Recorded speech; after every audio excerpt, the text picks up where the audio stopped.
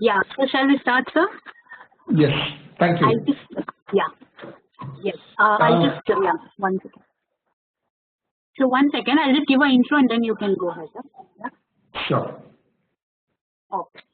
Yeah. We have 9 attendees. Yeah. Good afternoon, everyone. Thank you for joining the session today.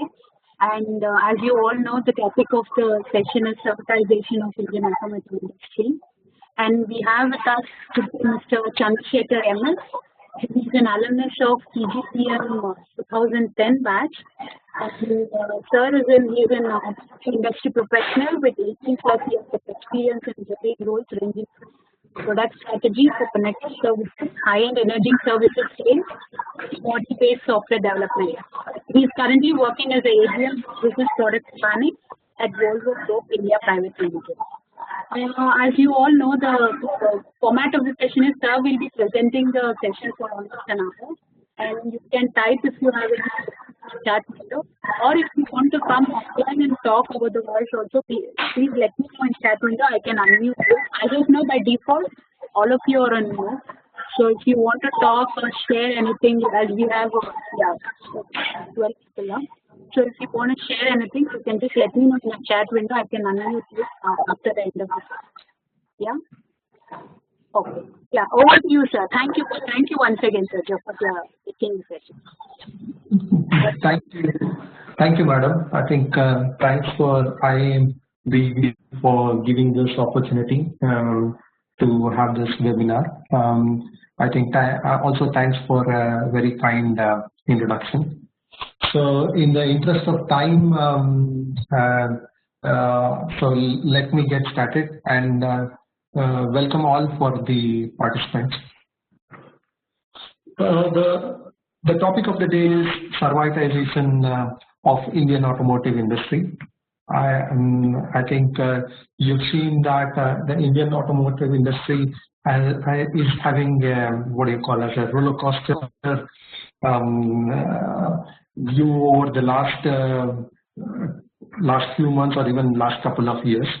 But it is a very interesting piece of the market. And myself being in automotive industry for all my career, I'm quite fascinated, and I see much more interesting years ahead. So in this presentation, I kind of provide you an overview, I would say, on what is happening in the market, and probably also what you might expect in the next few years. Here you need to understand that it would be a perspective from OEM, that is the original equipment manufacturer, that is you can also refer to as vehicle manufacturer. I think that is easy for me given that even I'm part of OEM. Going on. Broadly, Indian automotive market is a quite large industry. It contributes significant percentage for the Indian GDP, and even in the world market, our space has been growing in the last decade to significant proportions that no longer any manufacturer can ignore the Indian market. You can see that we have in the last year, that is the financial year 2020, we've sold more than 21 million vehicles. This includes the two-wheelers also, or the bikes. And this itself is after a big drop in the financial year, resulting in what do you call, probably quite a large double-digit drop. It is pre-COVID numbers which I am talking about. If you look at what constitutes this market, of course, two-wheeler is a large percentage of it. In fact, we are the largest two-wheeler market. We've overtaken China a few years ago, I think a couple of years ago. We are among the top 5 passenger car markets. We are consistently among that now. We are also among the top 3 truck markets. When I'm saying truck markets, you can look at it from a medium duty, heavy duty perspective, above 6 tonners. So I'm not even considering the small commercial vehicle, where also we are very large. Today, I would concentrate on the passenger car segment. There is a reason for it. One is the passenger car segment, of course, is not the largest in the Indian automotive market, but it is significant portion. And secondly, you see a lot of innovation and also quite a lot of opportunities over here right now. You see a lot of changes. You see a lot of things coming on over here.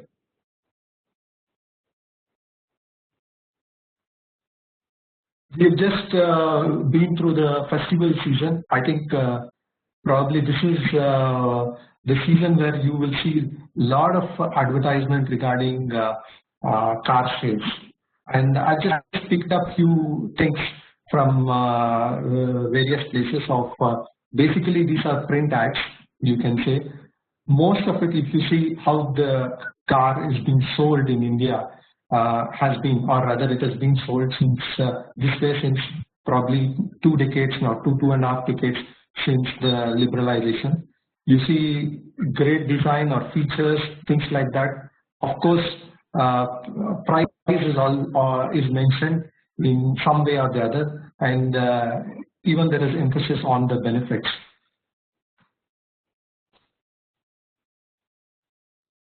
This again is a few more examples. I think over the years you start to see that they're kind of sold on the features, starting from small things like rare, what do you call it, rare wiper, to some really what do you call big parts like the engine itself. The maximum they try to sell, which is beyond the initial price, is actually the fuel efficiency many a times. Trying to say that okay, you would probably have a better mileage and things like that. This again is another example. You see, even substantially, it's not even the entry level cars which are sold this way. It's even the mid-range cars. You start seeing the price levels quite not often. I would say always.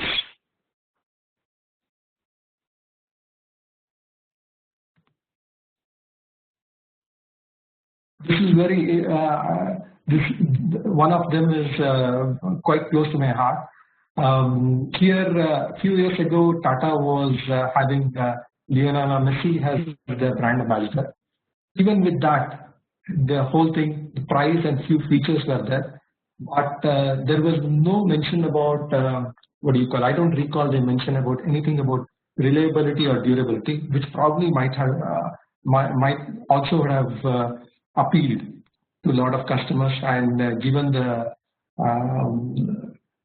amount of time Lionel Messi has been on field performing consistently, maybe that might have been a way of approach also, but that was not there. So, but once a while you see there is a difference. Some of the manufacturers do. They take a different path. First, I could recall was Maruti. This was quite way back, about I say it's about 15 years or even more, where they started a campaign which was basically showcasing their service network. I think you might recall some ads which were either in the Thar Desert, Leh Ladakh, or even in the Northeast, where you don't find anything, or at least then you didn't find anything, even a hotel or a restaurant, but then you could find Maruti service station. So that was a clear distinction when compared to all the other things, even for Maruti campaigns. Well, the next thing which came out in this line was Ford's service ads, which I think was about a couple of years ago, I think 5 years ago, which they touted the service cost, even though it was a cost, but it's the service cost, which means the amount of money which goes out of a customer during the ownership of a vehicle. So this they were trying to sell, which was quite differentiating. This tries to show that they were looking, they are now looking car as not transactional but a kind of relationship.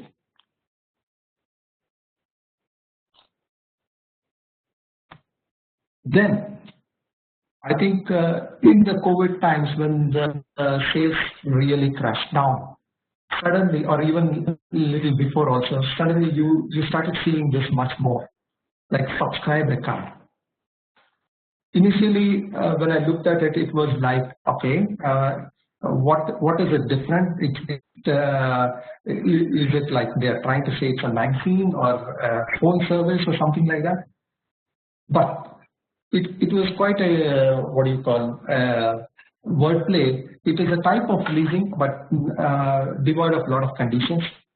So you could actually go to a dealership, or even probably they've digitized, several OEMs have digitized it now. Call up and then you could have a car in front of you home, and then you pay it on a monthly basis. There is no down payment. You need not worry about maintenance. You need not worry about rest of the things like road tax, registration, things like that. And this is quite fascinating. Is this the new way of things?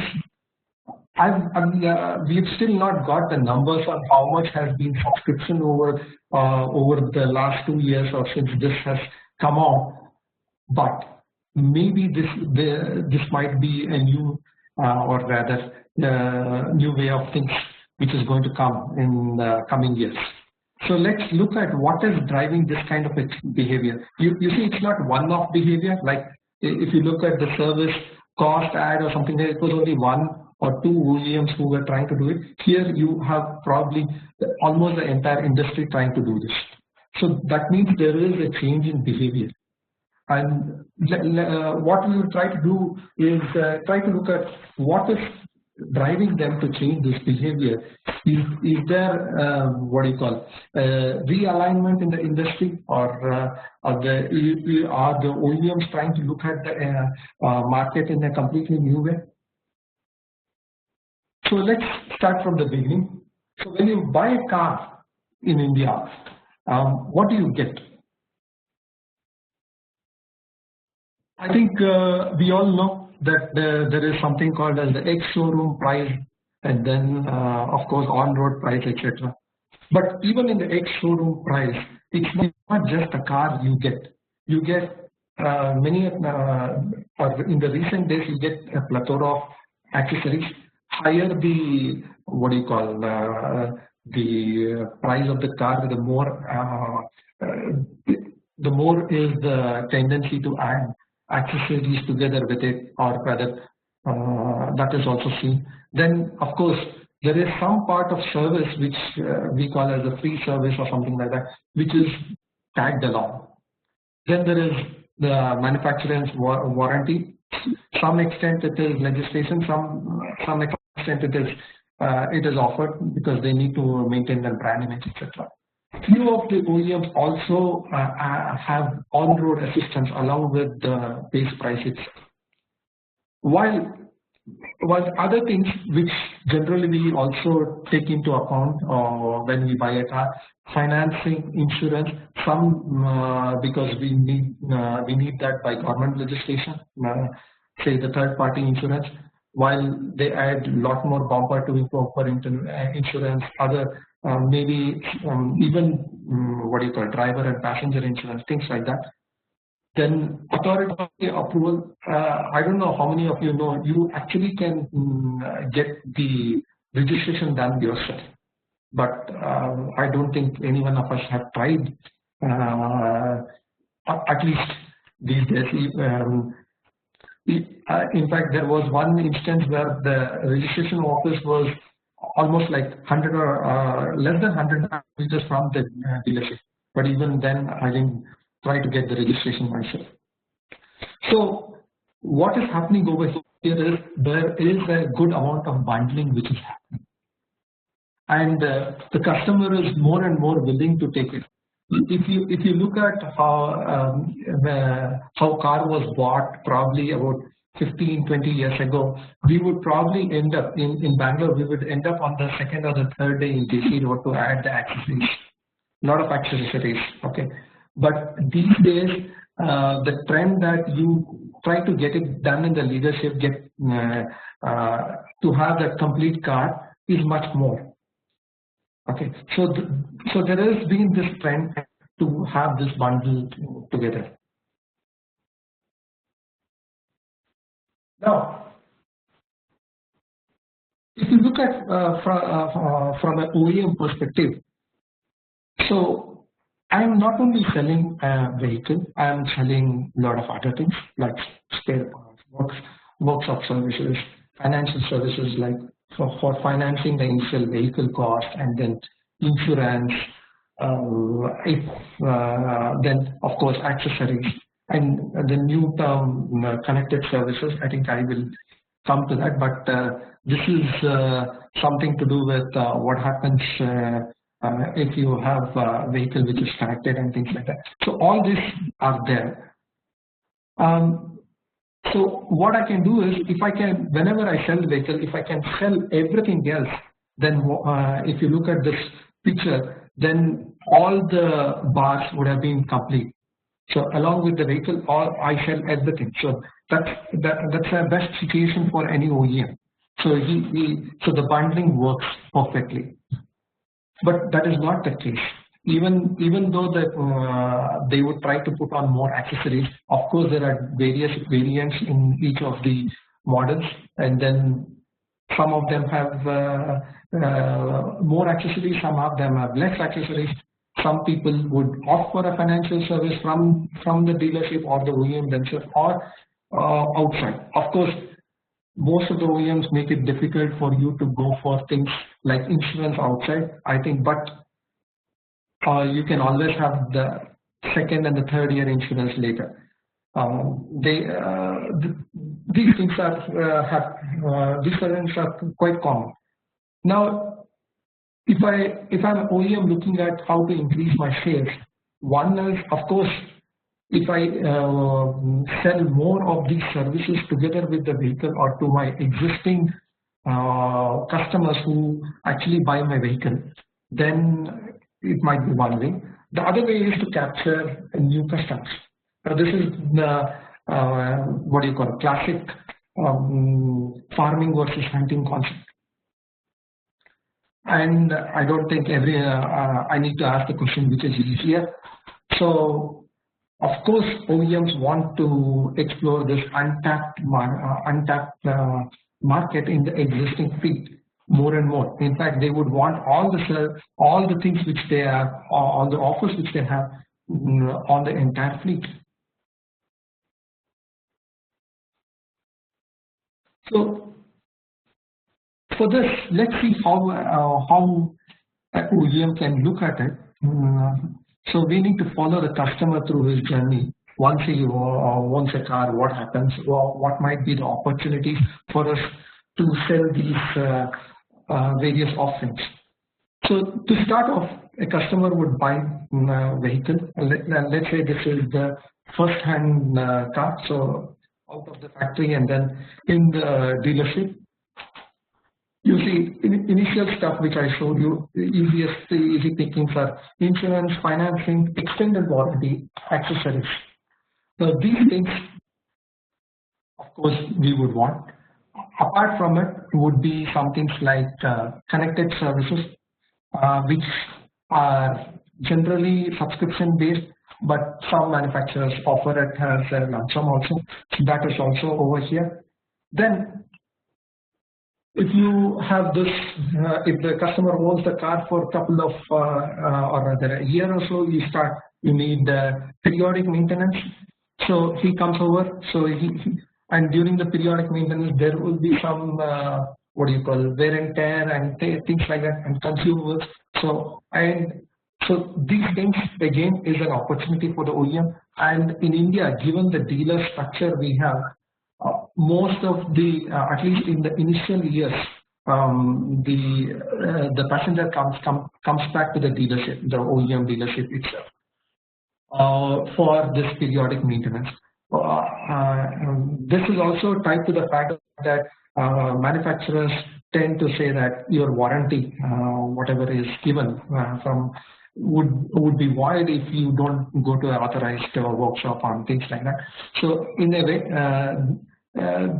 but this is also a point where you can actually sell more accessories. Maybe he wants to change a seat car, etc. What here you need to also understand, in India the insurance is actually yearly. So this would be a perfect opportunity to sell insurance. Insurance is quite what do you call debated, or rather quite competitive market these days. We have a plethora of companies who kind of target insurance outside the dealership. But then this is a point. Then you can have a breakdown. I think in India, most of the breakdowns, I would say, is largely because of accidents, and given the kind of congestion and traffic we have. Of course, there will be also real machine breakdown or a vehicle breakdown, things like that. So you will have opportunity for business to do the corrective actions, then spare parts replacement. Of course, on-road assistance. This, I think, my experience shows that this has not been what do you call on-road assistance has not been so consistent. But some of the OEMs have been quite good at it. Then the other thing is substitute transport. This is suppose your car breaks down and then you are commuting to office daily. There have been some instances where the dealership, of course, dealership belongs to the OEM over here, gives a spare car for you to manage the time. Okay, this is not a very prevalent practice, but it is happening in certain cases. So that is also an opportunity. And then remember, none of this comes what do you call free. It's added to the kind of service you do, the offering you do. So it's a revenue opportunity also. Of course, if it is all this is assumed, you can assume that it is not the fault of the OEM over here. Okay, why the breakdown has occurred. So in that case, it's of course a opportunity for revenue. Then you also have an opportunity to do what is known as used car sales, which I think has picked up in the last 15 years. All the major OEMs have their used car business, which is where they also certify to ensure that the used car is not a lemon, and it comes with, again, the insurance, financing, accessories, etc. In this way, what they are also doing is they are trying to maintain the brand image also. In the sense, you would not, you could actually get a used car saying that it's only run, say, 20,000 or 30,000 kilometers, and then you buy from some third-party shop, and then you see that it breaks down.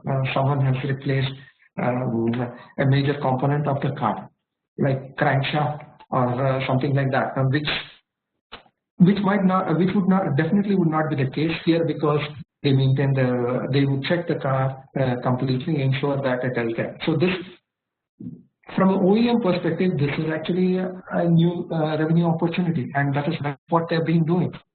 Then there is also this the new thing which is catching up in India since I would say last 5-6 years, where OEMs have started offering this connected service or the telematics. Now, when you see this, initially you would try to say that it is basically you can find out where your car is. This is a service for if you have a chauffeur-driven car, you can find out where the car is, or if your family members are driving it and you are worried about it, you get to know, and things like that. But it is much more than that. The main intention for OEM to have this would actually be to be connected to the customer all along. Now, if it is a connected car, there is an opportunity for the OEM to clearly know how the car is being driven, for where the car is being driven, and what is happening with the various systems in the car, things like that. Of course, there are some data privacy laws, etc., depending on the geography. But in India, given the state of things, you can have, I would say, fair amount of data about the vehicle itself. And the other thing is this could also have a chance of updating the car. Like I think the easiest I can give an example in India is navigation map updates. Previously, you had to actually buy or take a pen drive to get the map update, etc. Now they have a chance to do it remotely. So this definitely is an opportunity, and in fact, it's much more, because if there needs to be a campaign on some of the software, they can do a remote update to it. And if you want to upgrade the performance, of course, there are certain limitations with the Indian legislation on type certification, etc. So at least things like navigation, infotainment system that which are not part of the basic function of the vehicle can be done.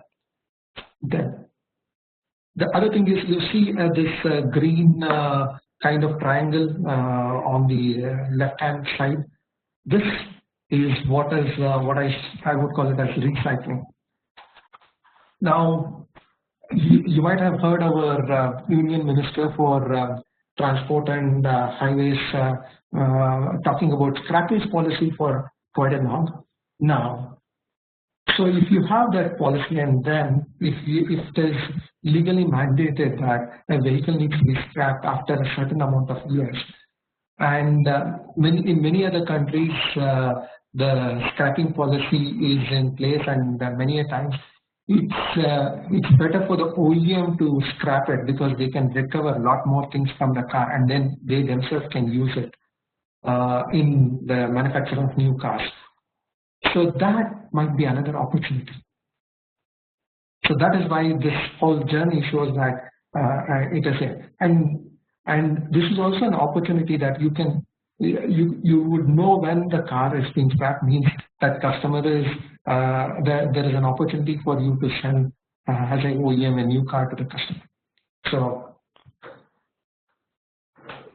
that completes the customer journey over here, and you see the various opportunities, and this links up to the untapped potential. So if we can cover all this for my entire fleet, that itself would be much more of farming. Now let's try to look at little what do you call external factors and things like that. What is happening beyond the OEMs in the industry to show the change which all the OEMs are trying to do. So I've just adapted the classic pestle method over here.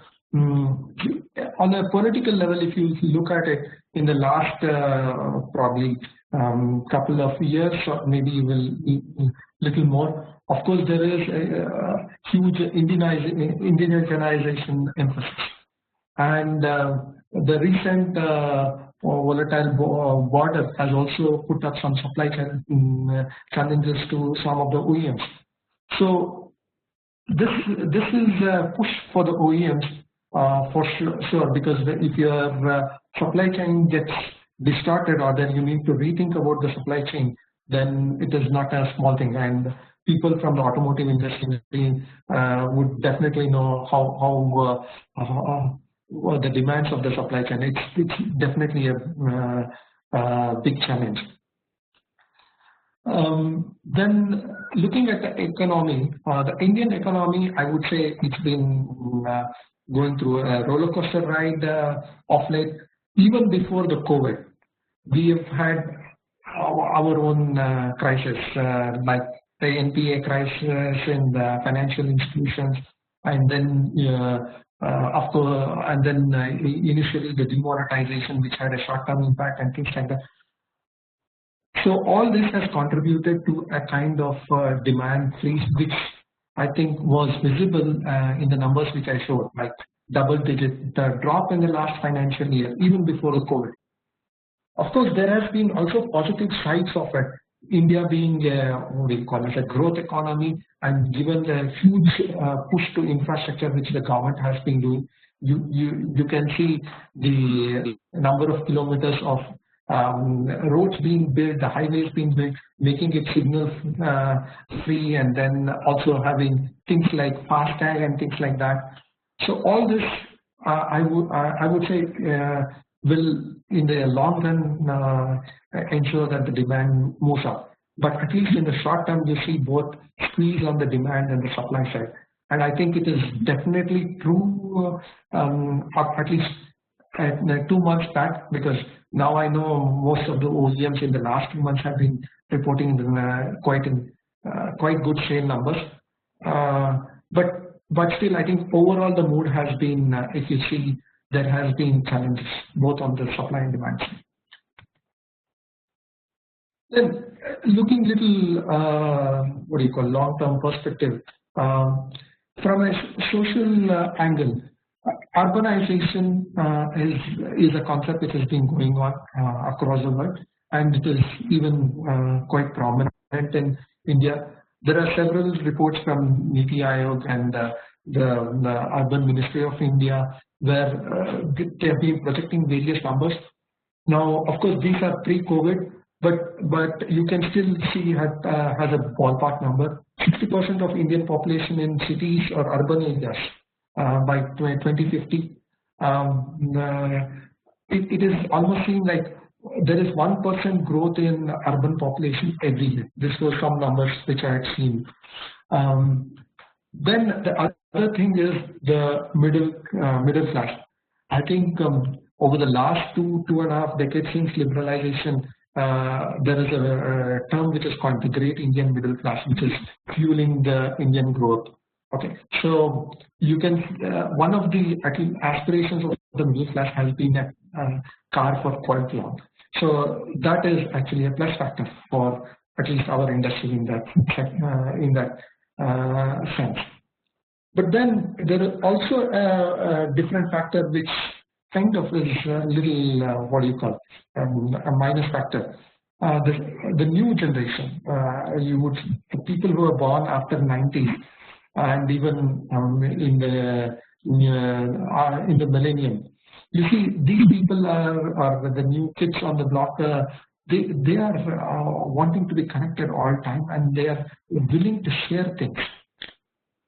Now, you can see that they are willing to share something like a car, things like that, and this puts a question mark on the model which we've been using, in the sense every middle class family wants to own a car, etc. So this needs to be accounted. So how does it change the entire industry paradigm? Then on the technology side, electrification is a worldwide phenomenon. Of course, given the dramatic fall in battery costs, which is probably, if you look at from 2010 to now, it's almost 1/10 or something like that. But you would also see quite a lot of electric vehicles from the OEMs. At least one offering from most of the OEMs right now, or they're planning in the next 2 or 3 years. So this is also happening. And you need to understand that in case of electric cars, of course, the moving parts are less. So you know it is projected that the service requirement would be less, and battery forms a huge part of the cost. So, and then the new legislation kind of also tends to say that you need not register the battery along with it. So, which makes battery can be seen as changeable during the lifetime of the car. Can you see that as a service? Things like that. Then the other thing which has happened in the last 2 decades is connectivity. there has been some phenomenal improvement in connectivity across the country.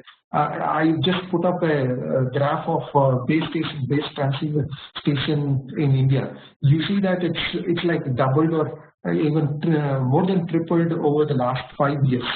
So it shows that the connectivity is quite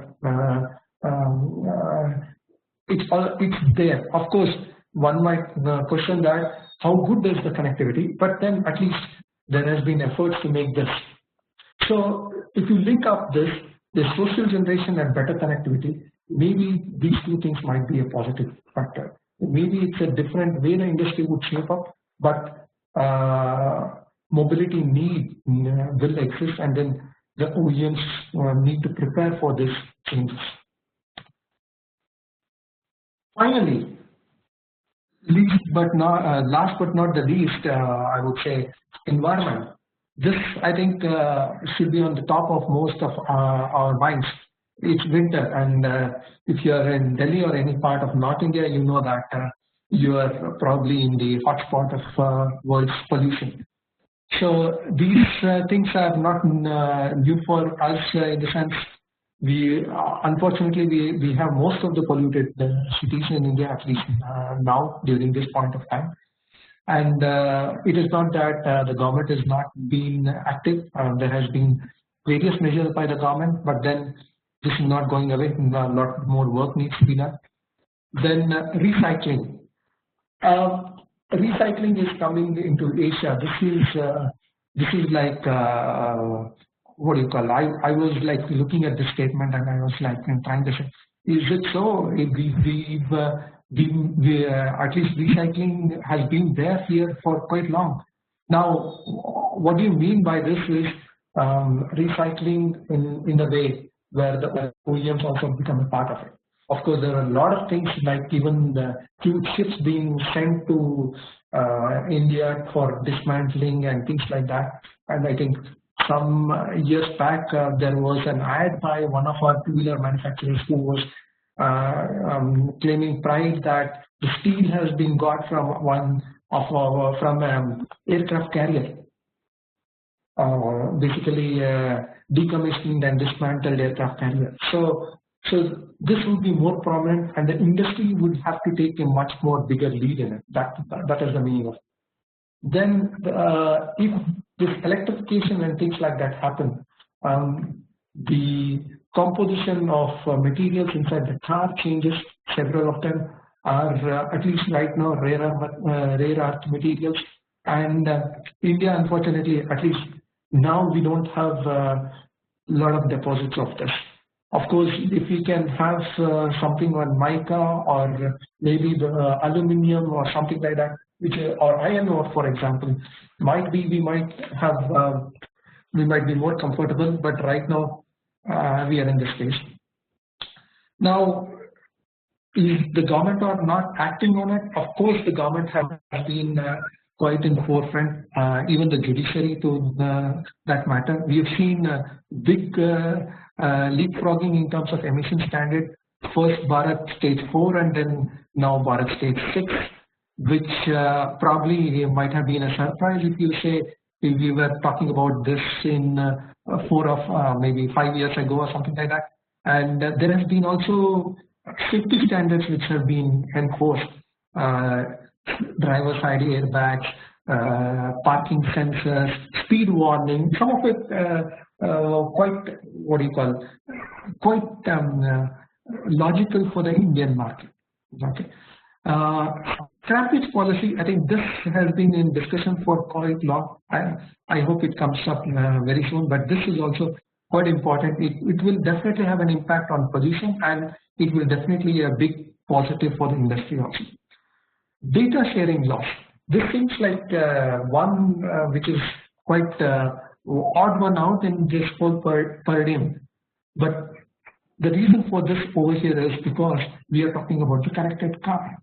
So once you have the connected car and then you start monitoring a lot of data, you would have this loss coming into picture. I think there has been already some draft about it by the ministry, having But these data sharing laws, one needs to understand, would not just impact the automotive industry. We would be part of it, but it would definitely have larger consequence on the other industries. So we might not have a big say in it, but definitely we will be impacted by it. Then the new FAME policy, which emphasized more on the public transport. Of course, there have been addendums to it, where you've got some leverage on the EV policy, like the registration cost, the GST stuff, where we have got some kind of stimulus, you can say, which has helped. But all this together, if you see, in short, the legal demands in the long run actually add cost to the vehicle, while some small stuff like, or rather things like scrappage policy could be a positive also. It would enhance the demand, at least in the short term. And the EV policy, things like having a discount on the registration, road tax, things like that is also a positive. But if you look at it, the EV vehicle itself is quite on the costlier side. So legal generally means adds cost to the vehicle. So if try to summarize it, if you look at all the drivers, I think short term has been, I would say, survival mode, and then the OEMs tend to have reacted quite well, trying to come out with new ways of selling and things like that. But then you must also be prepared for the future, because with the new social generation, with more shared mobility, and then with more legal stuff coming into picture, of course, then the technology bringing in electromobility and things like that. I purposefully not mentioned anything about autonomous, because autonomous, at least in India, seems quite far off. So autonomous also is kind of on the technology, but then for I would say in the next decade we might still be on the infancy of autonomous cars, etc. in India. Going ahead, so as an OEM, with all this, how could I react? The best way is to see that is, can I, till now, the way OEMs have worked is, unlike in other countries, the OEMs have had quite good control over the dealership, so they could actually ensure that the service cost, etc., are at least whatever is invoiced, etc., are as per their demands, etc., and then the margins, etc., are also quite in control, the OEMs. And there is, in many other countries, OEMs are not allowed to have dealerships themselves. There are many legislations like that. But in India, we don't have something like that. You can have a legislation. You can have a dealership. You can also have a franchise. So that is there. I think the only action which you would have seen in aftermarket in the recent years has been the anti-competitive action which was taken a few years ago on the top manufacturers for pricing of spare parts, very high of spare parts, etc. But that has been very little, one-off thing. So otherwise, OEMs have been in a good position in the whole market. But then, can they continue to be? With the new changes which are expected and the new way the customers are going to look at the car itself. So I think for that matter, so if OEMs envision themselves to be in the center of this universe or this ecosystem, then they need to leverage the biggest asset they have, which is the connected car.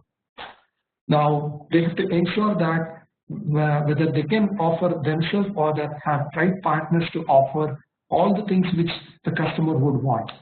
starting from insurance, financial stuff, which you might see things happening elsewhere in the world also. But in India, I think some of them already have it. For example, Bharati always had its sister concern for financing and insurance. But can you ensure that the second or the after the first year, second year, third year, fourth year, even later year insurance happens through the OEM itself? Because right now you know that there is many a times there's a huge price difference, and there are many third parties who offer. That's a challenge. So that can I do that? Can I offer a most competitive premium? Definitely we will. OEM can do it if he knows how the car is driven and where the car is driven and when the car is driven. Is it not? Who else than the OEM can do, or maybe a partner of the OEM can get this data? Then there is also other thing of this independent workshops, which I think you would have seen it much more often these days. So if we have a car which can be serviced outside the authorized workshop, which is an independent workshop, still, and if it is what do you call it, if the OEM needs to recognize it by due to legal reasons, or it is because of the policy or whatever it is, then can the OEM still be able to get some part of the revenue, either so that they use only the genuine parts, they ensure that the brand image is also maintained, and then they can also think of things like training this authorized or rather independent workshops. Of course, supplier and OEM relationship has been there. I think I have a question. How long? I'm on almost the last slide, so it might be a couple of minutes. So then you might also have regulators who would have a lot of things needed. Right now, the Indian legislation have very little on this, but then the post-sale details from the car, maybe the running stuff might come in. The other new stuff are this content providers, mobility providers, software providers.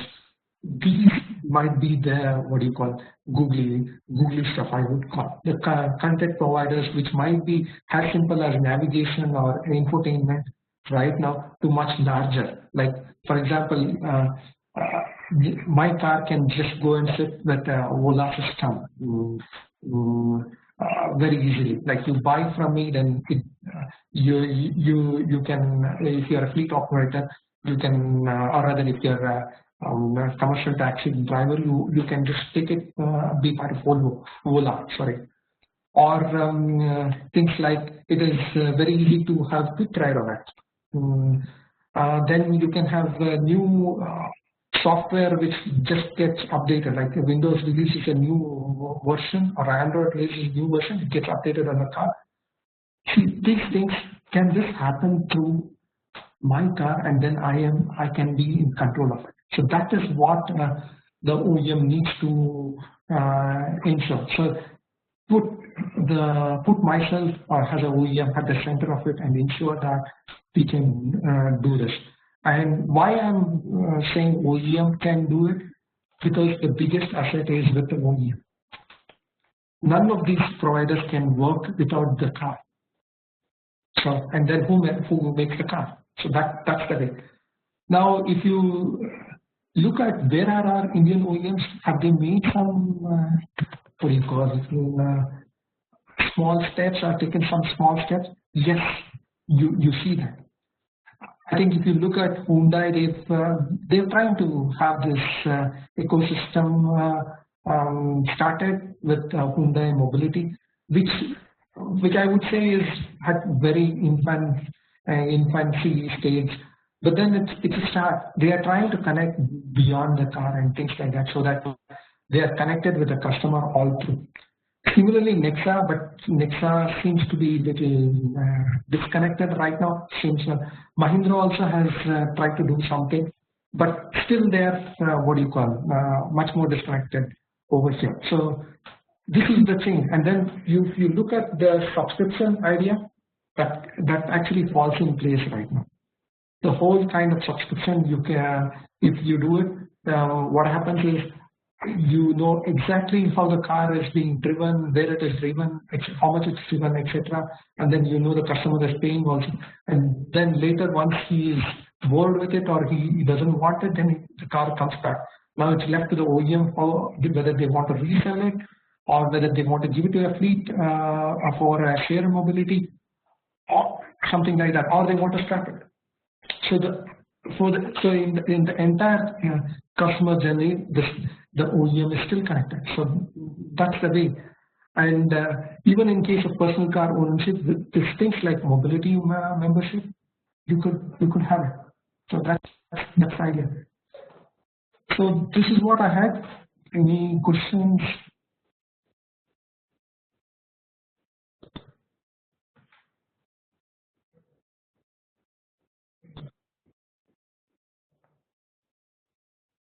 Okay, I see 2 questions. Okay.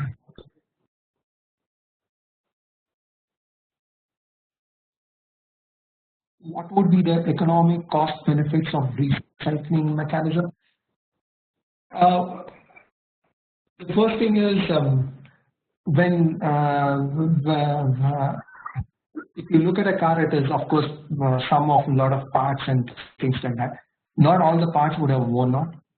You can actually take out a lot of parts, and the first thing is you can actually sell it as a remanufactured part or something like that, which can be used for.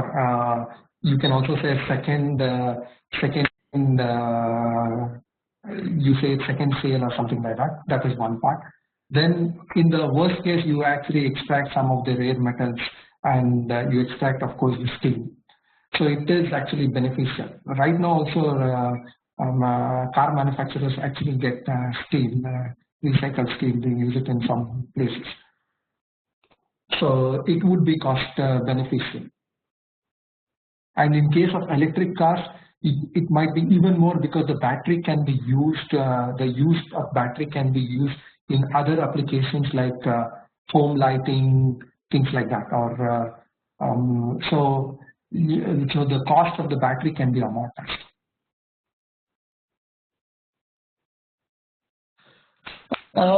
What will be the impact of electric cars on environment? The second question.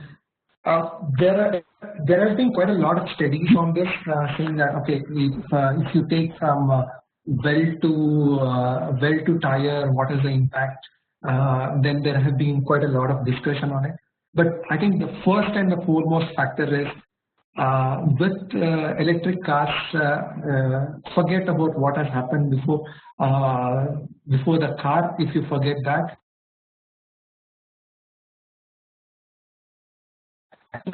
impact. Okay. Of course, if you can generate electricity in a better way, then the impact is much more. So I think the first impact is pollution in the city. That is reduced. I think that itself is a big one. Then if you concentrate on the generation of the electricity, I think the impact is much bigger.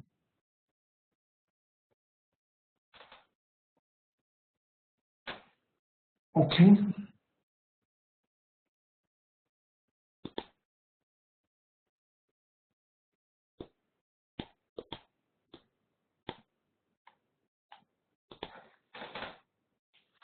Yeah, there has been.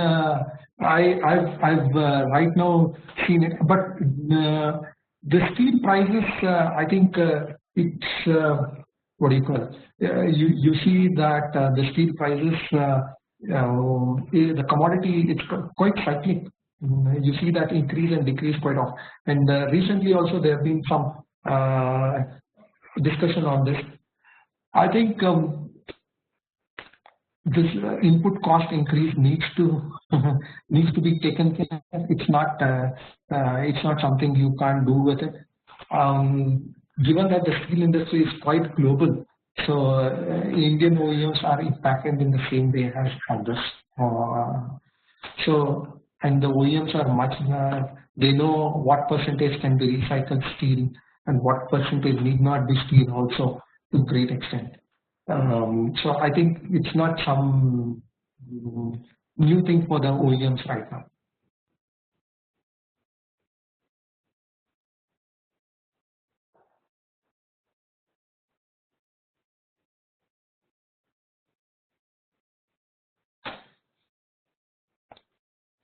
Okay, is there any other question?